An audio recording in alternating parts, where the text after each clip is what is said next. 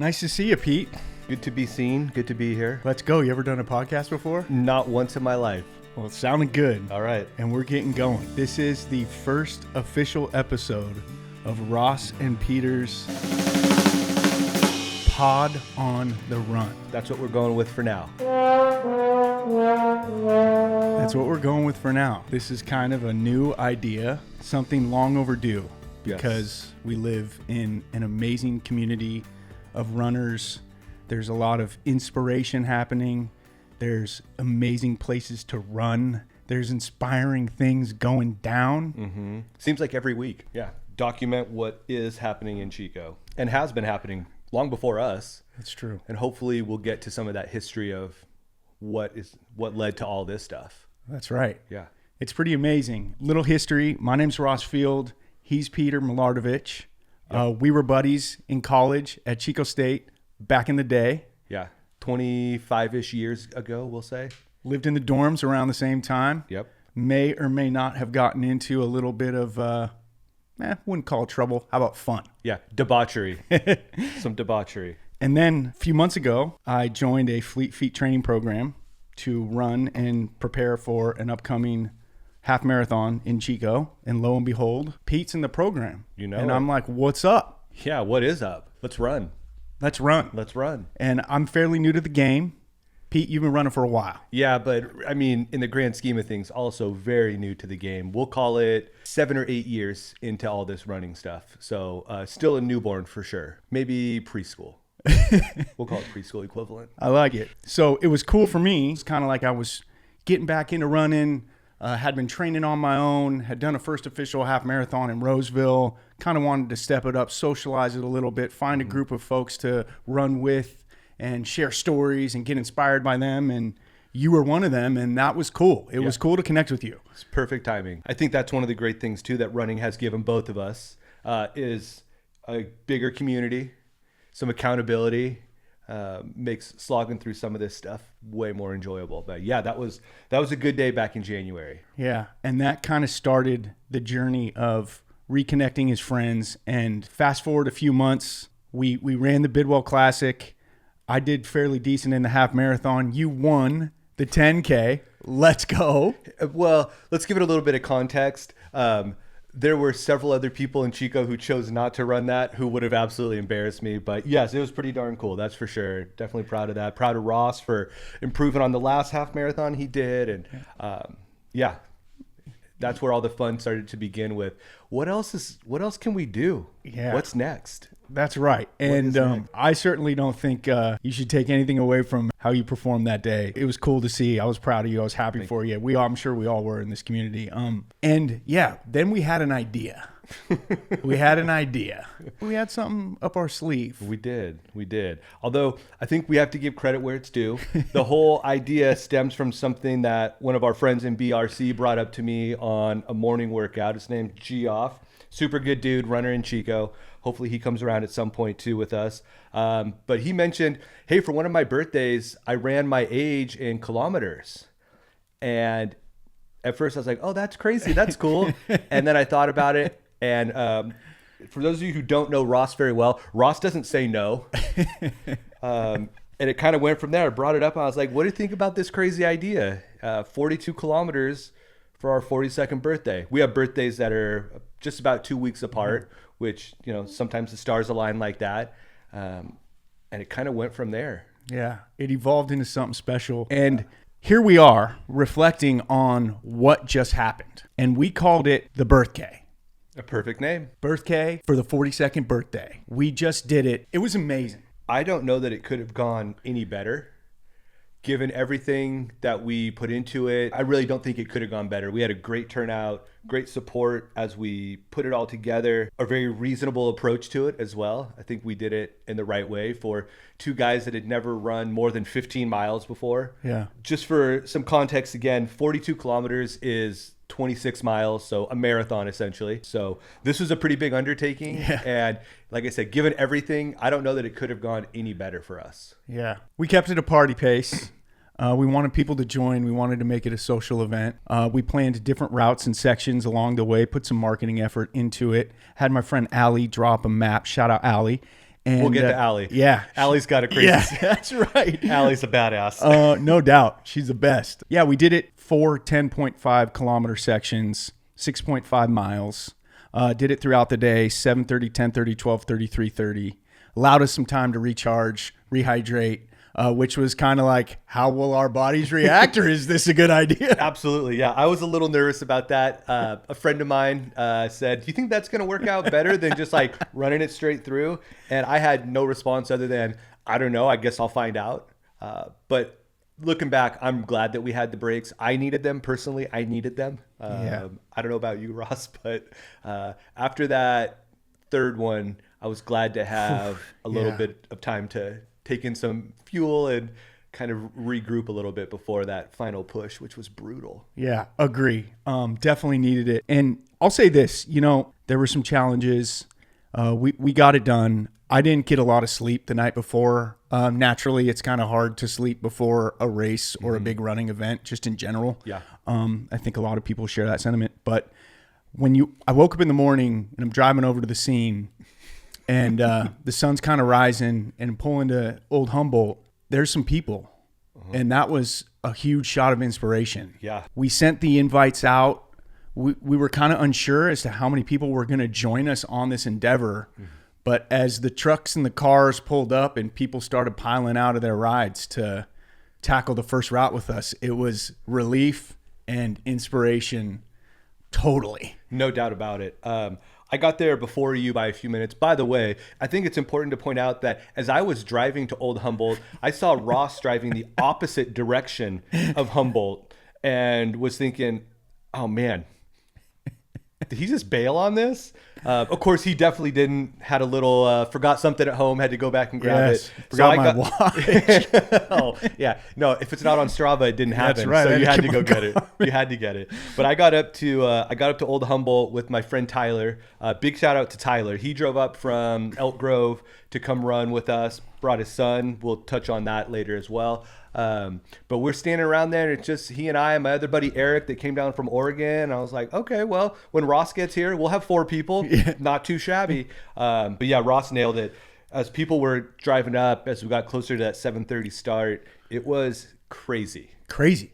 Yeah. And Old Humboldt is not an easy run. Right. It is 3 miles straight uphill. So to have, we'll call it somewhere in the 15 people range, maybe a little bit more than that, 15 to 18 people. To get that many people to come out to run uphill on a Saturday morning of their own volition was pretty damn awesome to see. And certainly humbling. We sometimes call Humboldt Humble Hill because it is such a rough climb. But yeah, just absolute blast of a way to start the day for sure. Yeah, fitting to call it humbling because we were on Humble Hill. I had a little extra spring in my step that first run. It was like, all right, let's go. Yeah, and that was also the challenge with starting there is we got a long day of running it. Like to go straight uphill 3 miles to start, like got to rein it in a little bit so that it's not an all-out sprint or like killing yourself going up because again, we got 20 more miles after this and don't know how everything's going to react because being 42 kind of hurts sometimes. Things don't bounce back like they used to. A little bit of soreness. The body doesn't feel like it did years ago. No, not at all. It's funny how that happens. So yeah, super inspiring, super awesome. Great to see the reaction and the unexpected turnout. Totally set the tone for the rest of the day. And we were off. Yeah. The next route took us to Upper Bidwell Park, literally one of the greatest places to run on the history of the earth. Yeah. An icon of Chico, an icon of Northern California. An absolute treat that we get to have that at our disposal anytime we want. Yeah, we'd be foolish not to have a route up there. Yeah, right. And I think that was really part of the bigger picture of what we were trying to do too, is this isn't just to go run 42 kilometers. It's to do like the Tour de Chico of running. Yeah. And I think we kind of captured that. So we had to get Upper Park in. Yeah, and Upper Park, spans thousands and thousands of acres. It's one of the biggest municipal parks in the entire United States. I think it's the second largest, second or third largest. Yeah. Yeah, and it's beautiful. And we get there 10:30. There's, 10 people ready to go for route number 2. Yeah. and we're navigating Middle Trail and having a good old time, and a little bit of adversity steps in. Yes, absolutely. Yeah. I think we were just chatting about, man, this is like a terrible part of the park to fall in. Like you fall, there's lava rock, there's lots of things to trip on. And within a minute of that, my good friend Eric, also a legendary runner from the Chico community, now lives in Oregon, but catches a toe and eats it. And cuts up his elbow pretty good, got some blood running down his arm, pops right back up and just keeps going. But yeah, that was the start of the adversity on that loop. Yeah, it was the start. I felt for him. I didn't see him go down when he came out to the area where we grabbed our breath for a little bit on the gravel road. It was like, no. But we regrouped. We also had a mascot join us for that run. Penny the dog was, cruising right along. That was cool to see. Yep. Thank you, Jake, for bringing Penny. Yeah, Jake joining the party. That was awesome. And then we, cruised down Yahi Trail. And after some blood, we encountered some mud, and I took a spill. And thank goodness I landed on a nice, wet, soft patch of mud. Otherwise, it could have been a disaster. So we had some blood. Spot. Yeah, luckily. You picked a good spot. Yeah, I went down, had to gather intel. Rib hurt a little bit, felt okay. And like Eric, had to carry right on because we had to get some stuff done. Yeah. We had another, at that point, we had another 16 miles, 15 miles to go. Yeah. You can't quit then. No, couldn't quit then. We were on Yahi Trail, which is a beautiful trail. Parts where you get to oversee Big Chico Creek from the perspective of up above the canyon and, cruising in a shaded area. The rest of the run, went by good. I think we were solid. We were dialed in. We got back to the lot and got to see your family chilling, hanging out, waiting for us. My dad had come up. He had my kids there, and they were waiting, which is always nice to see some friendly faces after a run.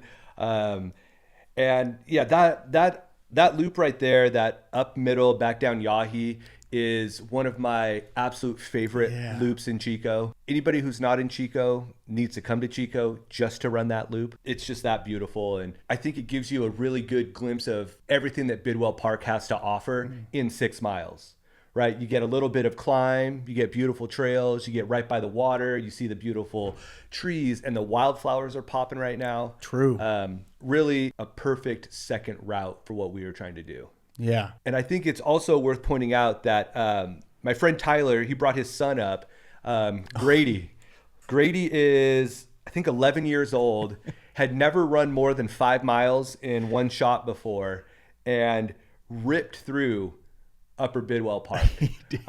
Was borderline setting the pace for it and was probably running, 8.5, 9 minute pace all the way up until we came back down and kind of led the way. So yeah, I hope that dude sticks with running because he could do some stuff. That was incredible. Yeah, it was. I remember talking to him. He's like, I play soccer, so I run a lot. He's like, yeah. That's a different kind of running though. True. But I guess when you're 11, running is running. Yeah. He's got 2 modes, either on or off. Yeah. And he was on. Yeah.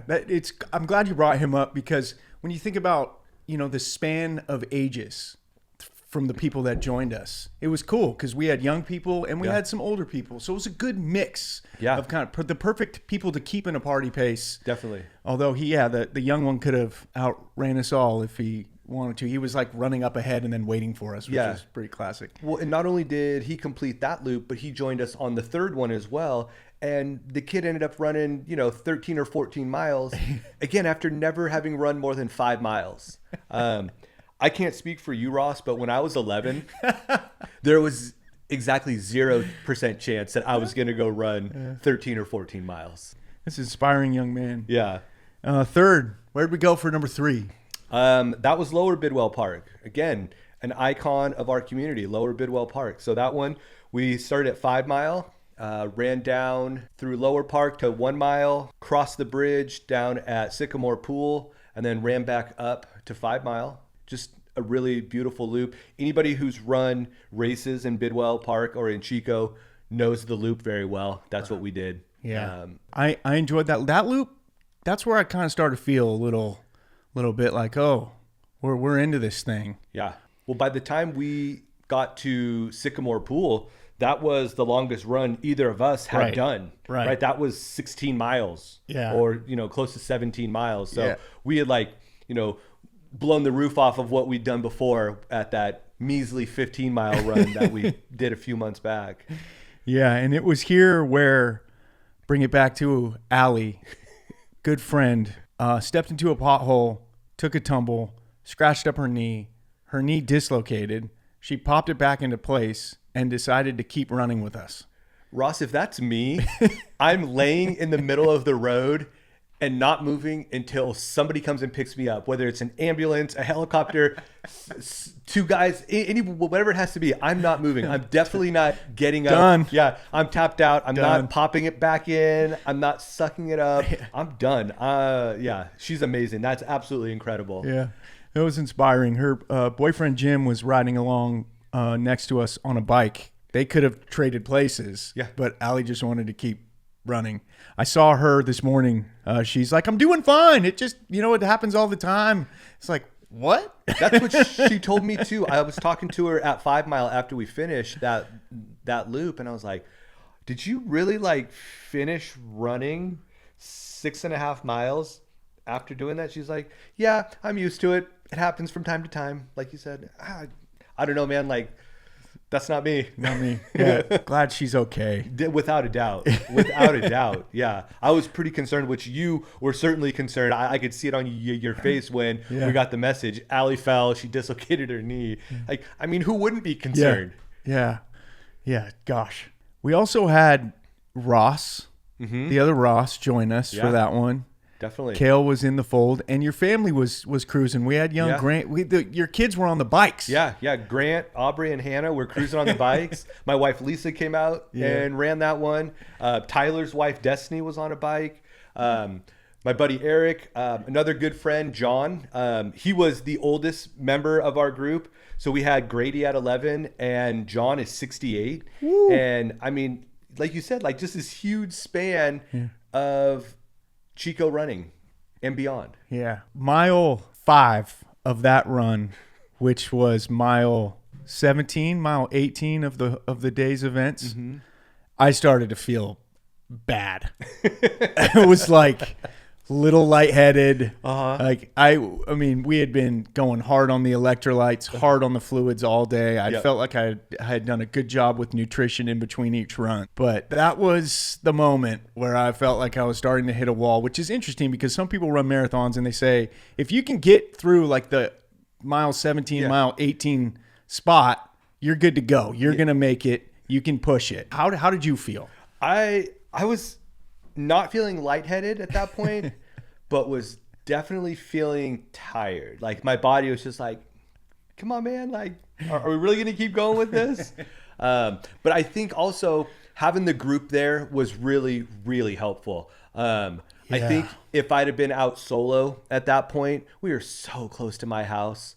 I'd have just bagged it and just gone straight home. What are you going to do? I tried. It's not my day. So definitely having the group was a big push. How did you manage to push through that? Because, you're saying you're lightheaded and hitting that point I think I just, tapped into just a little bit of grit and was just I got to do this. Yeah. Looking around at everybody who, we were running with, it was tapping into them for inspiration, being excited to be surrounded by those people, just drawing on them for inspiration to try to get it done. And luckily we were only about 1.5 miles away from the finish line of that particular section. So didn't have much further to go, but that was a battle moment for me. My battle moment came in that last loop. When we got there, I was struggling. I will say at the end of that third loop, I think one of the biggest things for me that was okay, you can finish this, was I went and stood in the creek. Smart.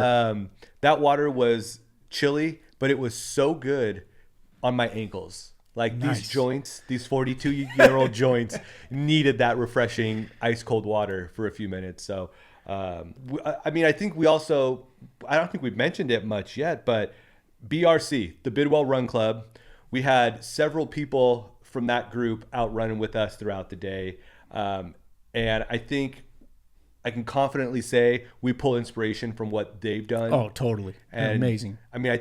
I think that group deserves its own podcast to talk about what they're doing, Big time, and how they're doing it. So we won't spend too much time on that. Besides saying Andrew, Manny, Billy, everybody from BRC that came out that at any point during the day, huge shout out, huge inspiration, keeping the spirit of running in Chico going strong and doing all the good stuff along the way. Yeah, good group to roll with, no doubt. Maddie was out. Yep. Others would have been there if they weren't crushing a marathon the next day. Yeah, no big deal. Yeah, no big deal. Fabulous group of ladies just smashing the pavement down there. Yeah. Qualifying for Boston in the process. Again, we'll get to that. Yeah. But great call bringing that up. And one thing we should also mention real quick before we get to the last route, we had nice moments after each run of just kind of settling down a little bit and enjoying some good old-fashioned sparkling water and electrolytes, which was so refreshing. Oh, the best. Yeah. The best. Ice cold sparkling water is an absolute treat. Yeah, that again, that comes from the Bidwell Run Club, their Wednesday night runs. True. Okay, they show up with a cooler of sparkling water for everybody to drink at the end. So had to take that because it's too refreshing. Yeah, awesome. I did not dip my feet into the creek. Regret it. But one thing I did do to recharge between some of the sections, I think the third and the fourth one, in between I filled up my bathtub with cold water and jumped in for a few minutes. Probably not as cold as the water in Big Chico Creek, but still effective. And it definitely gave me kind of a shot of energy, going into each run. So it was important to kind of plan out those moments throughout the day of like how to recharge, how to rehydrate, make sure we're taking care of ourselves. Otherwise, we wouldn't have been able to get it done. I'm reading a book right now. I just started it today, Ross. I didn't even mention this to you. But it's a popular running book. It's called What I Talk About When I Talk About Running by Haruki Murakami. Sweet. And like the opening of the book talks a lot about like why he runs and why most people run. And it really got me thinking, man, that's really valid stuff he's saying. Like it makes total sense. And ultimately his point was that runners aren't necessarily running to beat other people, right? You might have a rival in the race or someone that you want to beat, but you can't control what they're doing, right? You could show up at the race and they might not be there. So what's your motivation to keep going, right? Why do you keep running if your rival's not there?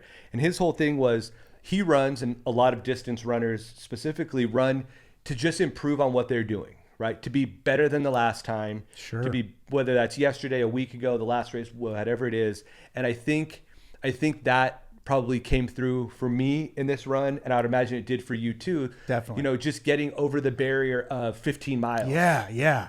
Right. And what am I going to do during these breaks? How am I going to bounce back? How am I going to be better than the last 6 miles I ran or the last 6.5 miles I ran? Yeah. But I just thought that was really timely to read that literally today. Sweet. And then come here and talk about, well, what are we doing this for? And clearly it's to be better people, to just see what we're capable of, how far we can push it. Yeah. And be healthy. Yeah. That's one thing that's big for me. I envision a segment of this podcast moving forward where you drop some knowledge and wisdom on us like you just did. One thing that's been cool running with you is, tapping into some of the knowledge you've gained from a lot of the books you read about running. And, obviously it's something that you're passionate about in a hobby of yours, but you also like to learn. Yeah. And that's one thing I admire about you. You even hooked me up with Born to Run, which Incredible has been book. Been a Incredible total game book. changer for me. If you haven't read that book, absolutely read that book. Yeah. So that's cool. I appreciate what you're sharing there. And then we got to the fourth section and it was time to dig deep. That was brutal, Ross. Absolutely brutal. So the last loop, or I shouldn't even call it a loop because it was an out and back. So our whole thing with this was, again, to get people involved, have a good time. So we thought, hey, let's end this thing somewhere where we can celebrate. And the Commons bar in Chico, they have beer, they make wonderful pizza. So we thought, hey, why don't we end it there? That way anybody who wants to come join us to celebrate can come join us. So we decided to start our run from there and end our run there. So we went down the Midway. The Midway is like a highway between Chico and Durham, which is just south of us. And it's just a brutal place to run. I mean, it serves its purpose. It connects Chico and Durham. Sure. I wouldn't recommend it for running consistently. I pointed out that when we started that particular part, that was the nicest weather I'd ever run in on the Midway, and it was hot and sunny. A lot of the Fleet Feet programs that I've done and that Ross has done and countless people in Chico have done, typically there's a long run that involves running down the Midway toward Durham. And I don't know what it is. I don't know if when Fleet Feet puts together the training schedule or, there's just higher powers at play. But every time I've run that, it's either been ridiculously windy, rainy, cold, or all of the above at the same time. Awful. And I was like, okay, sunny. This is a nice change. Turns out it wasn't a nice change. Yeah, it was like beating down on us too. And this was the hottest day in Chico, probably of the year so far. The temperatures are just starting to warm up as we get into spring here. Usually it's, been, pretty cold and blustery over the last couple months, but it just so happened that this day at around this time, 3:30, it was hitting 80, 82. And it was definitely shining down on us. It was brutal. And there's not much to look at. Nope. There is a lot to look at a few months prior when things are blooming out there. And Durham's home to a famous race, the Almond Blossom Run. Beautiful, great community, good time to run out there. But this was not that. No. And we were pushing, we were battling. We got to the halfway point and it was like, oh boy. That was the point, Ross, you said miles 17, 18, like that mile 5-ish on the previous lap was where you were like, okay, I got to dig deep. When we hit that 3 and some change going out our turnaround, I was almost done. Like, I don't know if I can do this. I'm going to call out Brian, who was out there with us. He joined us for just the last lap, which was huge. And same with Lindsay. I was really grateful to have them with us. Agree. I think we both needed that energy that they had from not having run 23 and a half miles up to that point. I don't know. It would have been a serious slog if it was just the two of us trying to get back. I mean, it took some soul searching anyway, but to have a couple people with the energy still was hugely helpful for me. Agree. Good point. It was nice to see some new faces for that run. That was clutch. And we'd be remiss to not mention somebody special who ran all 4 sections with us that day and was powering through that last moment with us. Frank the Tank. What an absolute legend. Frank is a bad man. He is, dude. Frank He's a badass. He's a badass. What was it? The week before we went out on a Sunday run, we went and ran in Upper Bidwell, and Ross and I were content to run like 7 miles, and we ran with Frank, and we get done, and we get back to the cars, and Frank goes, I'm going to go out for a few more miles. We see later, the dude went out and ran 18. That day. Just for shits and giggles. And then I think it's also important to point out that we did this run on a Saturday. Frank ran all 26 miles with us. The next day, he went back out and ran 11 more in Upper Park. And he ran Annie Bidwell all the way up to the top of Green Gate and then back down Guardians. Some of you know what that means. That's a no joke run. No joke. That's a serious climb, serious trail action. And he got up the next day and was like, that 26 wasn't enough. I think I'm going to go do 11 more today. So big shout out to Frank. Frank's a monster. I'm really glad that he joined us for all 4 of them. Dude. That was super cool for a lot of reasons. But Frank, thank you. Big thank you. What a savage, man. What a savage. Mr. Consistency too. Just so sturdy. Just trucks right along. Good pace, good movement. Just Frank, dude. There's a saying from Benjamin Franklin: death, taxes, and Frank's in to run. The 3 guarantees in life. So, that's great. Frank's a bad man. And so we get kind of close to the end, and we picked up your brother. We should also mention that he kind of, tailed off a little bit. Went his own pace. And then he was joining the party as we were getting close to wrapping it up. He's not a big runner. He runs, but had never. I think he ran a half marathon maybe 7 or 8 years ago. Was a big time ultimate Frisbee player, played at the professional level for several years, and is a very fit guy. And so he did 2 laps with us. So, another 13 miler for a guy that typically runs like 3 or 4 miles at a shot. So yeah, that was super cool that he was able to finish with us along with Frank and Lindsay and Brian. That was awesome. Yeah. And Allie was back out there. Yeah, she was. Yeah, amazing. Shout out Allie again. Yeah, unreal. One of the things about the last run, running with Peter is always fun because there's a moment where you're getting close to wrapping up the run. And it's like, hey, guys, you gotta push in you. Let's finish strong. Yeah. And I believe your exact words as we got to about, I don't know, 3/4 of a mile away, we didn't come all the way through this to have some stuff still in the tank. Yeah. Or something along that line. Let's empty it. Let's empty it. So you and Frank take off, and I'm like, oh boy, here we go. And I'm trailing, behind a significant ways, not too far away though. And I think we're clocking like, sub 7 miles at that point? Yeah. Like our pacing? Yeah. Oh, dude, after doing the full day, that was a hell of a way to might as well add on to the last segment. It was. Well, and I think it's a testament to what we were out there to do, right? Yeah. Push it to a level we hadn't been to. So let's see how far we can push it. And I think we cleared some barriers on that day. Absolutely. Physical and mental, for sure. Yeah, it was fun. It was so fun. It was so cool to get back to the Commons and to celebrate with some people who joined us, who had run earlier in the day with us. We had a good group. We enjoyed some pizza. The Commons is so cool because it's like a self-pour tap room experience, which is pretty unique and advanced. Yeah. For any kind of establishment that has beverages. Yes. So it was a good place to end and celebrate. It was glorious. The pizza was good. I mean, all told, we probably had 20, 30 people who came by during the course of the time that we were there. Yeah. Some of them had run. Some of them just came to hang out and chop it up and enjoy a beer and some pizza. I also have to say, we owe an apology to the folks across the way at Golden Beaver Distilling. So we got back from this last run, and there's a distillery right in the same parking lot as the Commons, and they had a sign that said $1 beaver liquor shots. Okay.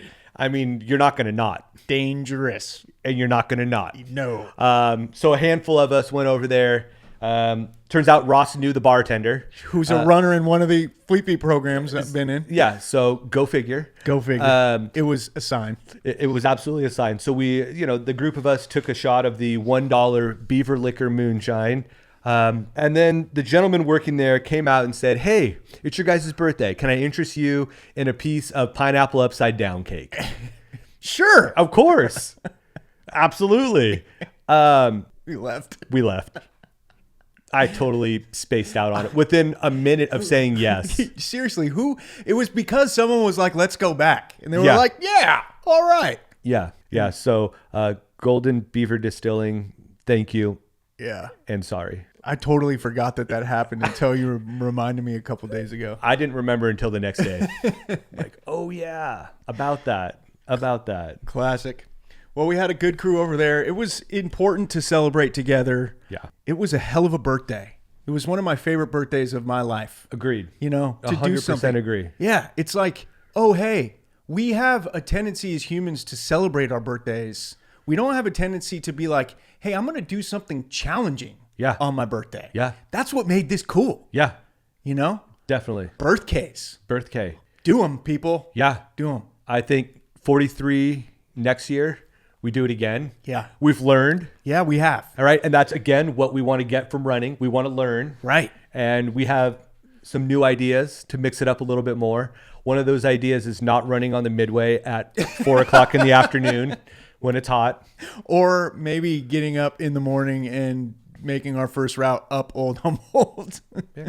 Hey, you got to do hard stuff. You do. True. And Kale, a friend of ours who we run with, always says something along the lines of, if you do the hard stuff early, the rest of the day is easy.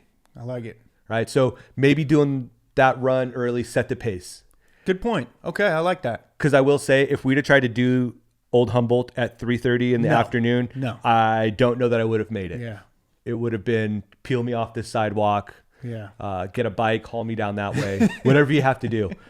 So I think I'll take a wheelchair. yeah. If you can just roll me down the hill, just like turn me sideways and start me rolling and pick me up wherever I stop. Oh, Kale, dude. Love that guy. Yep. Really good shape, hits a lot of the workouts, the strength training, and it's always fun to run with Kale.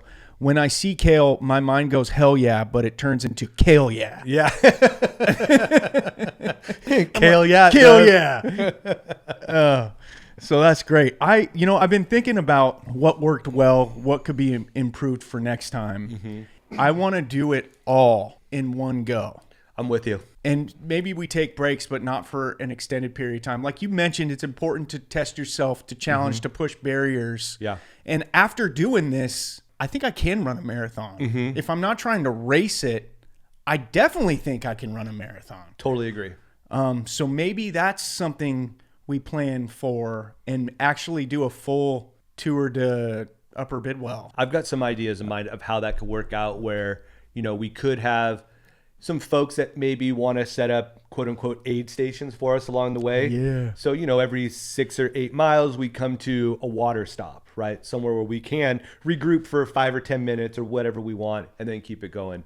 But yeah, I think this was a huge hurdle for me, just knowing that I can do this physically and mentally. So yeah, I'm excited. I think next year we definitely push for a straight through. Any breaks will just be kind of those 5 or 10 minutes along the way, not an hour or 2 hours between. We're still obviously in the reflection phase Totally. of kind of what went down and thinking about ways to improve. Yeah. But the resilience we experienced, the community we had, the celebration that took place, the support that was there, the fun that was had. This was a hell of a way to spend a birthday. Couldn't agree more. Yeah. Could not agree more. Yeah. Big shout out to everybody along the way. No doubt about it. And I think there's one thing that we didn't really touch on, which was another part of this that is important for the Chico community to just remember and recognize. And that's a guy named Casey Smythe. Yes. He's a local guy in the community that's going through a pretty tough time. Got a pretty gnarly infection and had to have a bunch of surgeries. And so we're doing this to kind of recognize him and remember what he's going through and to also help raise some funds for him. So we hooked up with their GoFundMe that he's got going, which is still out there. Look it up on GoFundMe, Casey Smythe. And if you have it in you, drop him a few bucks, help the family out, say hi. I know he'll appreciate it. But that was the other side of this as well. Yeah, great call. I'm so glad you brought that up. It was cool to attach a cost to this. When people do things like this, I feel like there should always be a cause. Yeah. So it's kind of natural to in the planning phase of this go, well, wait a second, like, is there something we can do for someone? And this unfortunate situation had just happened to Casey Smythe. By the way, his last name is Smyth, if you are looking that up. And what was really neat was to check out the GoFundMe page after the run and see a couple names that I recognize and people who had donated. It's and very that cool. certainly warmed the heart to know that people cared enough to want to contribute. And that's, not only is Chico an amazing running community, but it's also a community that cares. It's a testament to the people around here. And very glad that they were, down to help them out. So Definitely. That was sweet.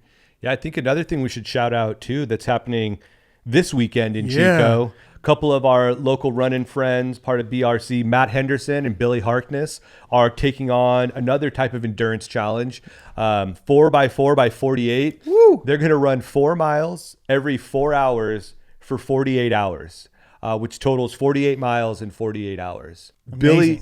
Billy and Matt are, again, badass runners. Phenomenal. Matt's a local guy. Billy's a local guy. Big parts of the running community and the athletic community in Chico at large. I'm planning to get out there to get a couple laps in with them over the weekend. But again, just a testament to what people in Chico are doing, whether it's birth Ks or 4x4 by 48s or any of the other insane things that we hope to share with you guys over the next few podcasts that are happening in Chico in the running world. Yeah, it's so cool that they're doing this the week after we just did the birthday. Yeah. So it's kind of like another inspirational event is taking place. Yeah. The 4x4x48's inspired by David Goggins. I am interested to see how those runs in the middle of the night are going to go. No offense, but I will not be at those runs. 2 a.m. There's one thing you do at 2 a.m. Sleep. Yeah, that's going to be a battle. Yeah. I certainly feel like they are absolutely up to the challenge. I'm excited to see how they do and join them. You know, Matt was a tremendous baseball player for Pleasant Valley High School and went on to play big-time ACC college baseball at Florida State, literally on a team that advanced all the way to the College World Series. He had a super successful athletic career, is now crushing it out on the scene, running and doing other things athletically. And Billy, he won, the endurance race? Yeah. What was that about? He won the trail endurance race last fall, which is a 4-mile loop every hour for 8 hours. Oh, so he's done all the 4-mile stuff before then. Yeah. This is easy. Yeah. Instead of like on the hour every hour, he's got like 2 or 3 hours between them. This will be easy. Oh, yeah. But yeah, Billy won that. He's just amazing. I mean, to have that kind of endurance and mental focus as well. The mental endurance to stay there and keep running the same loop for 8 straight hours is crazy. Yeah. And his last loop was incredibly fast. And that's a great story that hopefully Billy can share with us sometime. Yeah. Because that last loop sounded like it was a great race. Yeah. Really cool. And those two dudes joined us for a couple of our sections of the birthday. So it's only going to be fitting that we hit them up on a couple of these ones that they're doing. Yep. Least we can do. Yeah, the least we can do. Those guys are great. Best of luck on your journey on the 4x4x48. 2 people in this incredible community that we're going to have to get on this podcast in the near future, as well as so many others. It's such a wonderful place full of inspiring tales on the trails and people making it happen. This has been cool to chat with you, man. Yep. Hopefully it's the first of many. Any closing thoughts? Thank you for hosting me in this wonderful studio. Yeah. This place rocks. I hope to get back here soon. You're going to keep hearing from us at least a few more times because I know I've got stories to tell. Ross has stories to tell. And Chico has stories that need to be told. Couldn't have said it better myself. If you are listening to this and have made it through, thank you. If you listen to just a little bit of this, thank you. We've got some more on tap. We're open to suggestions as well. Thoughts, ideas, feedback, anything you can put out there that will help this journey will help. Yes, sir. That'll do it for the first episode. If you've got a birthday coming up, think about doing a birthday. Do it. It's amazing. Do it. Peace out. Nailed it.